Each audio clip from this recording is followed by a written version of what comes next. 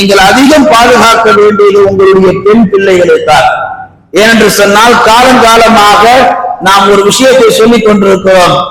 இனிப்பு இருக்கிறதுனால எறும்பு வந்துருது, அந்த இனிப்பை நீங்க மறைச்சு வைங்கன்றோம், அந்த இனிப்பை நீங்க பாதுகாப்பா வைங்கன்றோம், அந்த இனிப்பை எப்படி பத்திரப்படுத்துறோமோ அந்த முறையில நீங்க பத்திரப்படுத்துங்கன்றோம். இஸ்லாம் அதைத்தான் ஆரம்பமாக இந்த மண்ணுக்கு சொல்லிக் கொள்ளக்கூடிய ஒரு அற்புதமான செய்தி. அதாவது உலகில் எங்கும் பெண் வன்கொடுமை இன்றைக்கு ஆளாக்கப்படாமல் இல்லை. இஸ்லாமிய நாடுகளை தவிர மற்ற எல்லா நாடுகளிலும், சவுத் ஆப்பிரிக்கா சொல்லக்கூடிய மிகப்பெரிய நாடு, ஆண்டுக்கு 5 லட்சம் பெண்கள் பாலியல் தொழில பாதிப்பு ஏற்படுகிறார்கள். உலகத்திலே தலை சிறந்த நாடு அமெரிக்கா 2வது இடத்திலே பாலியல் தொல்லைக்கு இடம் பிடித்திருக்கிறது. எல்லாவற்றையும் விட இந்தியா 3வது இடத்திலே பெண் வன்கொடுமைக்கு பாலியல் தொல்லைக்கு ஆளாக்கப்பட்டிருக்கிறது. இப்படி இஸ்லாமிய நாடுகள் தவிர மற்ற நாடுகளில் பெண்களுக்கு ஏற்படக்கூடிய அநீதங்கள் வருடத்திற்கல்ல 1 மணி நேரத்திற்கு ஒரு பெண் பாலியல் தொல்லைக்கு ஆளாக்கப்படுகிறாள், துன்புறத்திற்கு ஆளாக்கப்படுகிறாள் என்ற ஆய்வுகள் எல்லாம் நமக்கு காண கிடைக்கின்றன. சரி, முதலில் இந்த வன்கொடுமைக்கு தீர்வுதான் என்ன என்ற தலைப்புக்குள் நாம் ஆழமாக சென்று பார்த்தால், இந்த வன்கொடுமைக்கு தீர்வு நாம் பார்க்கின்ற பொழுது அல்லாஹ் முஸ்லிம் பெண்களை மாத்திரம் குர்ஆனிலே கூப்பிட்டு சொல்கிறார். அல்லாஹ் அந்த ஆயத்துல நீட்டமாக ரொம்ப தூரம் பேசுவார். ஈமான் கொண்ட மூமின்களே, நீங்கள் உங்கள் மானத்தை மறைத்துக் கொள்ளுங்கள் என்று அல்லாஹ் முதல்ல ஆரம்பிக்கிறான். அல்லாஹ் முதல்ல எடுத்து சொல்லும் பொழுது முதல் வார்த்தையே உங்களுடைய பார்வைகளை நீங்கள் தாழ்த்திக் கொள்ளுங்கள்.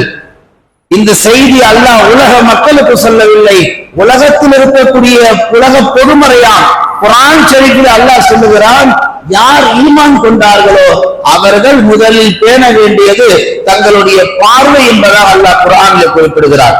நீங்கள் நன்றாக கவனித்து பாருங்கள், எத்தனையோ இஸ்லாமிய நாடுகள் இருக்கிறது, எந்த நாட்டிலும் இஸ்லாமிய பெண்கள் பாலியல் தொல்லைக்கு ஆளாக்கப்பட்டார்கள், பாலியல் வன்கொடுமைக்கு தள்ளப்பட்டார்கள் என்ற செய்தி நாம் அதிகம் பார்ப்பது அறிவுதான். ஆனால் இந்த பாலியல் வன்கொடுமைக்கு ஆளாக்கப்படுவதெல்லாம் இஸ்லாம் மார்க்கத்தை தவிர பிற சமயத்தை சேர்ந்த சகோதரத்துவத்தை சேர்ந்த பெண்கள் தான் அதிகம் இந்த பாலியல் தொல்லைக்கு ஆளாக்கப்படுகிறார்கள். காரணம், ஒழுக்கவியல், வாழ்வியல் எப்படி இருக்க வேண்டும் என்பதை இஸ்லாம் மட்டும்தான் இங்கு நமக்கு கற்றுத் தருகிறது. மற்ற சமயங்களில் கலாச்சாரம் என்று சொல்வார்கள், சமுதாயம் என்று சொல்வார்கள், பாரம்பரியம் என்று சொல்வார்கள், ஆனால் எந்த ஒன்றையும் அங்கு கடைபிடிக்க மாட்டார்கள். இஸ்லாம் அழகாக சொல்லுகிறது, உங்கள் பார்வையை தாழ்த்திக் கொள்ளுங்கள், முடிந்துவிட்டது. பார்வையால் தான் எல்லா தவறுகளும் இன்றைக்கு அரங்கேற்றப்படுகின்றது.